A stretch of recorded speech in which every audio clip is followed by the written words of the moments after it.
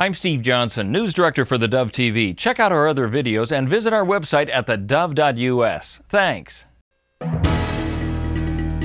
Good morning, it's the top of the hour. I'm Steve Johnson. You can get our iPhone, iPad, and Android app and then watch the Dove News on demand on your mobile app and on the Dove Roku channel as well. In the news today, there's a winter storm warning for most of northern Colorado and parts of southern Wyoming into this morning.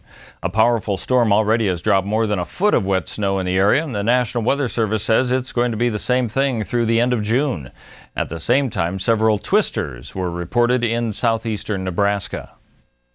Pro-Russian insurgents say preliminary results in one of the twin referendums held Sunday in key industrial areas of eastern Ukraine show 90% of voters came out in favor of sovereignty. The election chief of the self-styled Donetsk People's Republic says around 75% of the Donetsk region's 3 million or so eligible voters cast ballots, and the vast majority back self-rule. Well, with no international election monitors in place, it was all but impossible to verify those insurgent claims.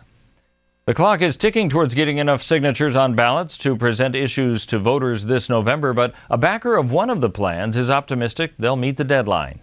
2 years ago, an effort was made to prevent taxpayer money from being used for abortions in Oregon. That campaign failed to get the number of needed signatures. This time around, supporter Brian Platt says a recent boost of collecting 1,000+ signatures a day is giving him optimism. That's even though they've collected only 56,000 signatures, when 2 years ago at this time they had 70,000.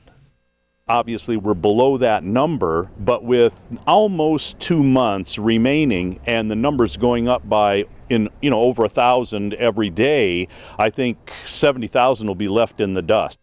Now, to qualify for the November ballot, just over 116,000 signatures must be approved by state officials. A dispatcher for the Deschutes County Sheriff's Office says the search is continuing this morning for a skier on Mount Bachelor. Deputies and the Mount Bachelor Ski Patrol believe 21-year-old Ryan Melrose DeYoung of Bend went past a catch line Sunday on the ski resort boundary. DeYoung is described as autistic. Search and rescue teams have been searching the slopes by ski and automobiles, snowmobiles that is. Authorities also called in an Airlink helicopter and requested an Oregon National Guard helicopter. After pleading guilty on menacing and kidnapping charges, a man has been sentenced to nearly 6 years in prison. 31-year-old Daniel Wilford Dawson, accused of kidnapping a 20-year-old woman waiting for her boyfriend after finishing a graveyard shift at a Grants Pass 7-Eleven on March 29th. He was identified by a tattoo on his forehead bearing his prison number. Let's take a look now at what we can expect on the weather scene for our region into this new week. For Northern California and the Wairika area, 78 and mostly sunny today. Then sunny tomorrow with a high of 84 up to 89 on Wednesday and Thursday.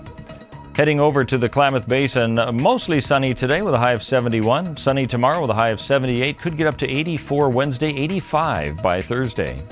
As we head over to the coastal area in Coos Bay, 70 degrees today and mostly sunny. 76 tomorrow, 83 the high before it cools down on Thursday to 74. As we move inland to central Oregon and the Bend area, 68 today, mostly sunny and mostly sunny tomorrow also with a high of 77, then 83 and possibly 86 by Thursday before cooling down. And for southern Oregon, 81 today, 88 tomorrow, and could get up to 93 by Wednesday.